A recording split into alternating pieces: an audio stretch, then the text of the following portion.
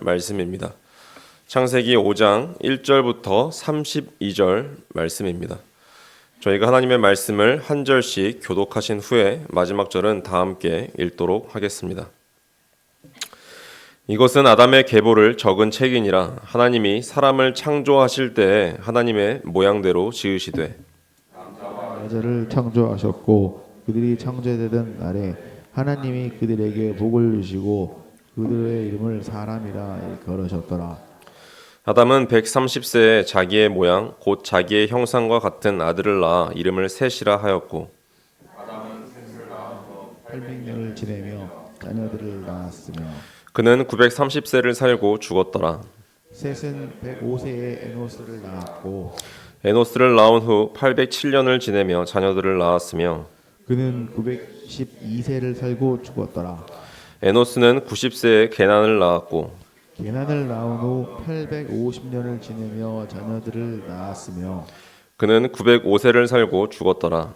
게난은 70세에 마할랄레를 낳았고 마할렐레를 낳은 후 840년을 지내며 자녀들을 낳았으며 그는 910세에 살고 죽었더라. 마할랄렐은 65세에 야레를 낳았고 야렛을 낳은 후 830년을 지내며 자녀를 낳았으며 그는 895세를 살고 죽었더라. 야렛은 에녹을 낳은 후 800년을 지내며 자녀들을 낳았으며 그는 962세를 살고 죽었더라. 에녹은 65세에 무드슬라를 낳았고 무두셀라를 낳은 후 300년을 하나님과 동행하며 자녀들을 낳았으며 그는 365세를 살았더라. 에녹이 하나님과 동행하더니 하나님이 그를 데려가심으로 세상에 있지 아니하였더라. 무드슬라는 187세에 라멕을 낳았고 라멕을 낳은 후 782년을 지내며 자녀를 낳았으며 그는 969세를 살고 죽었더라. 라멕은 182세의 아들을 낳고 이름을 노아라 하여 이르되 여호와께서 땅을 저주하심으로 수고롭게 일하는 우리를 이 아들이 안위하리라 하였더라. 라멕은 노아를 낳은 후 595년을 지내며 자녀들을 낳았으며 그는 777세를 살고 죽었더라. 노아는 500세 된 후에 셈과 함과 야벳을 낳았더라. 아멘. 안녕하십니까. 찬바람이 매서운 새벽이지만 주님 앞에 나온 그 우리의 심령에는 하늘의 온기가 가득하기를 소망합니다. 이 새해를 맞아서 이제 성도님들, 저도 마찬가지고 성도님들께서 도전 많이 하시는 것들이 있습니다. 그 중에 하나가 무엇인지 아시죠? 바로 성경 통독입니다.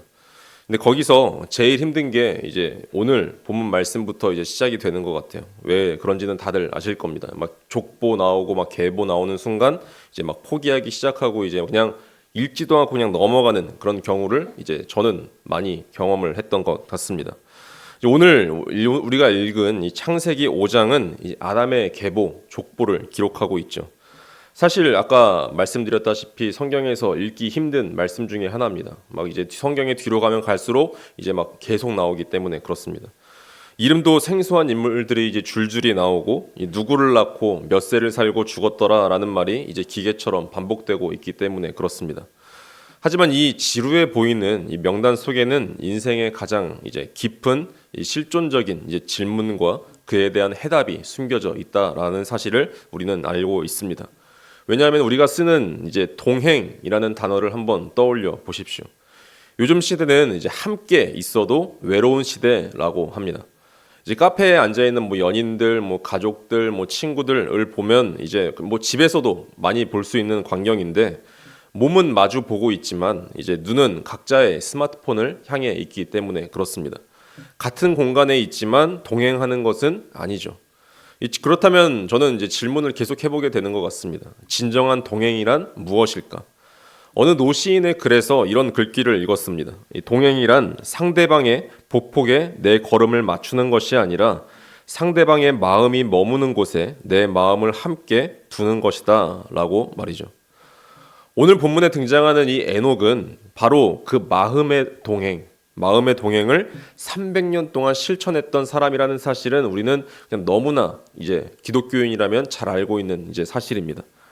이 죽음의 행진이 계속되는 인류의 이 족보 속에서 어떻게 에녹만이 죽음을 보지 않고 영원으로 걸어 들어갔는지 이 찬송가 오늘 우리가 불렀던 이 430장의 고백과 함께 그 비결을 나누고자 합니다.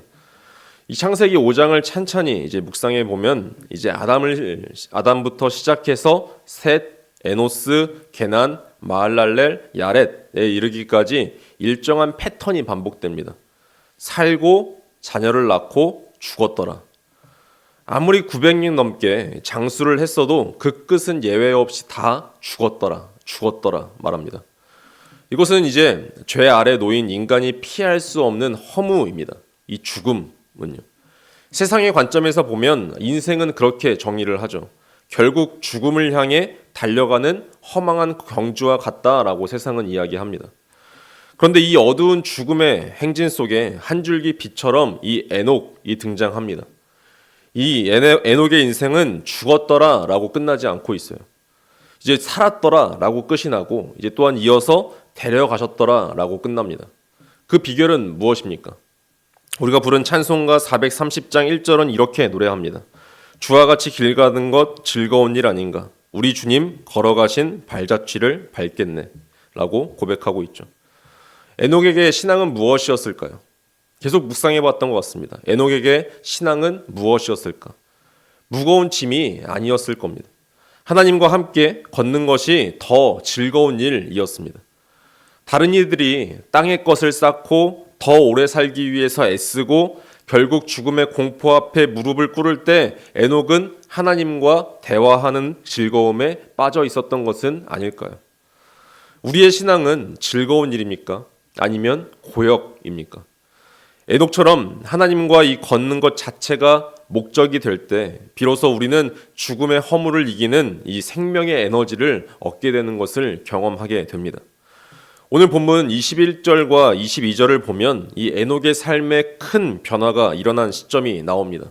바로 65세의 아들 무드셀라를 낳은 후부터입니다. 성경은 그가 아들을 낳은 후 300년 동안 하나님과 동행했다라고 콕 집어 말하고 있어요. 왜 하필 무드셀라였을까요? 무드셀라라는 그 이름의 뜻은 그가 죽으면 심판이 온다라는 그런 의미가 담겨 있다라고 합니다. 그가 죽으면 심판이 온다. 창 던지는 자라는 뭐 그런 뜻으로 이 해석을 하고 있습니다. 에녹이 이 아들을 낳을 때 하나님으로부터 이 세대에 대한 이 종말에 대한 계시를 받았던 것이죠. 아들의 이름을 부를 때마다 에녹은 깨달았던 것입니다. 아, 내 인생도 이 세상도 끝이 있구나. 종말이 있구나. 심판이 있구나. 그렇다면 내가 의지할 분은 오직 영원하신 하나님뿐이구나 라는 것을 깨달았지 않았을까요?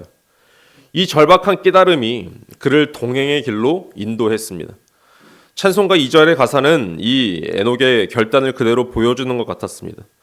어린아이같이 이 우리들도 천국에 들려 올라갈 때까지 주와 함께 걷겠네 라고 말이죠.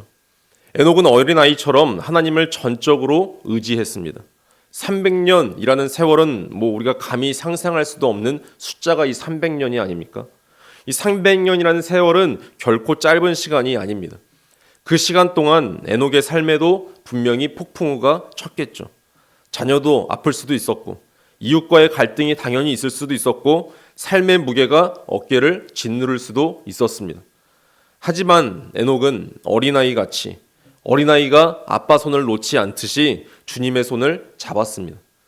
동행은 내 능력을 증명하는 것이 아니라 나의 연약함을 인정하고 주님의 강함에 붙들리는 것입니다. 우리의 삶에 이 무드셀라와 같은 그 위기나 전환점이 있습니까? 그때가 바로 주님과 본격적인 동행을 시작할 절호의 기회임을 우리는 기억해야 합니다.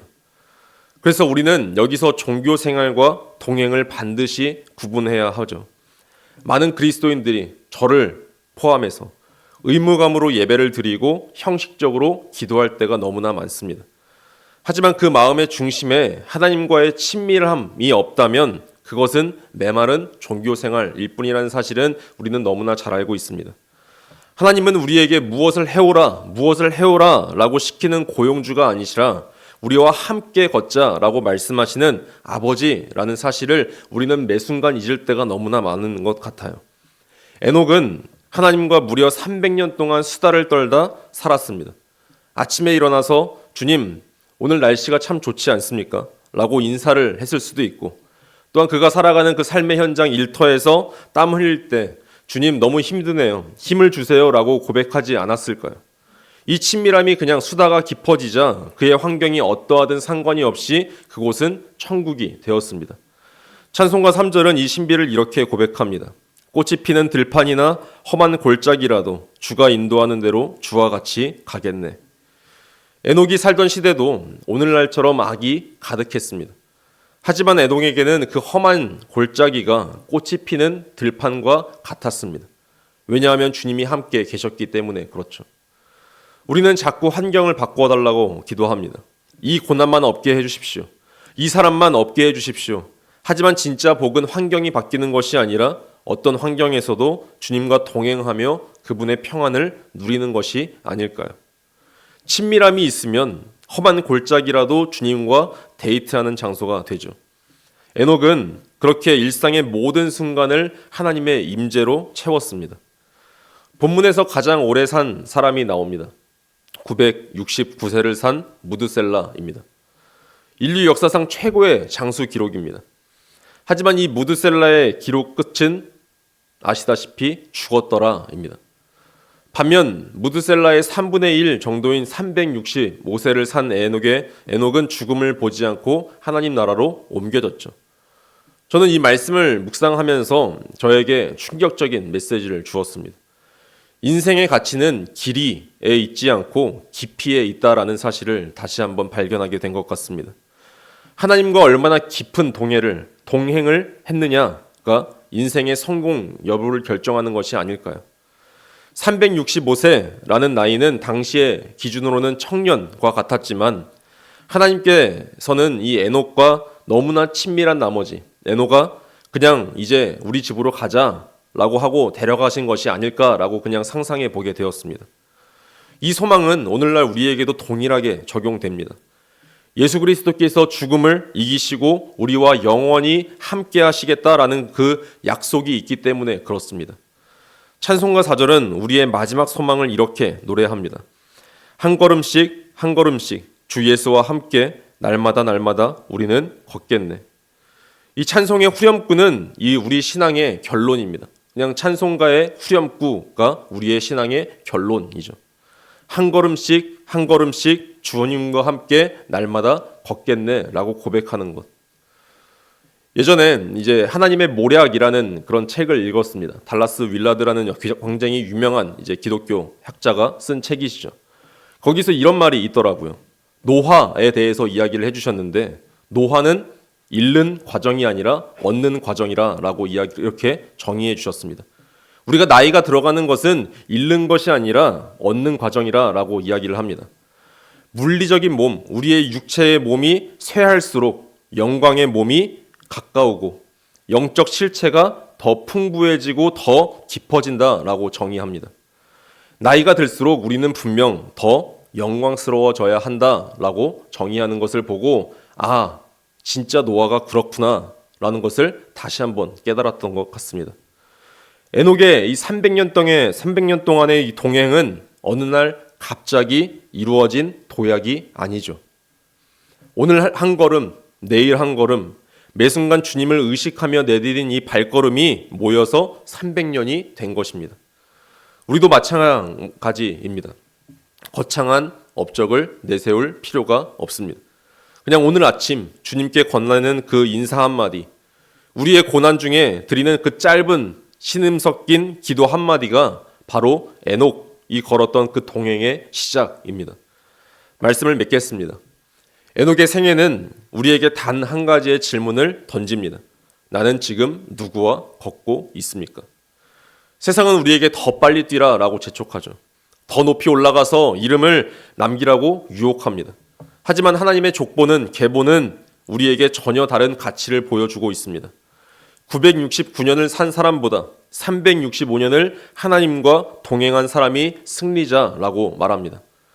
저주가 하나님과 분리되어 내 힘으로만 수고하며 사는 것이라면 축복은 이제 전능하신 하나님의 손을 잡고 그분의 속도에 맞춰 걷는 것이죠. 에녹은 그 축복을 누리다가 죽음이라는 그 문턱도 느끼지 못한 채 영혼으로 들어갔습니다. 오늘 하루 이렇게 시작해 보는 것은 어떨까요? 아침에 주님 오늘도 제 곁에 계셔서 감사합니다. 제 보폭을 주님께 맞추겠습니다. 그리고 또 낮에 주님 지금 이 상황에서 주님의 마음은 어떤 마음이신가요? 저녁에 자기 전에 주님 오늘도 저와 함께 걸어주셔서 행복했습니다. 라고 고백하는 것. 이 날마다의 한 걸음이 쌓여 우리의 인생도 에녹처럼 하나님이 기뻐하시는 동행의 기록이 될 것입니다. 시편 23편의 고백처럼 사망의 음침한 골짜기에서도 주님의 지팡이와 막대기를 의지하며 당당하게 걸어가는 그리하여 결국 영광의 나라에 이르는 저와 여러분 다 되시기를 주님의 이름으로 간절히 축원합니다. 아멘. 사랑과 은혜가 풍성하신 하나님 아버지, 고요한 이 새벽 저희를 주님의 전으로 부르시고 에녹의 삶을 통해 참된 신앙의 길이 무엇인지 깨닫게 하시니 참으로 감사드립니다. 하나님, 우리는 그동안 에녹의 아들 무드셀라처럼 그저 이 땅에서 오래 사는 것, 남들보다 더 높이 올라가는 것, 눈에 보이는 화려한 업적을 쌓는 것에만 마음을 빼앗기며 살지는 않았습니까? 죽었더라 라고 끝나는 그 허무한 인생의 계보 속에서 하나님과 동행함으로 죽음을 이기고 영생의 길을 보여준 그 에녹의 발걸음을 오늘 저희가 다시금 묵상하였습니다. 주님, 우리의 신앙이 메마른 종교 생활에 머물지 않게 하여 주옵소서.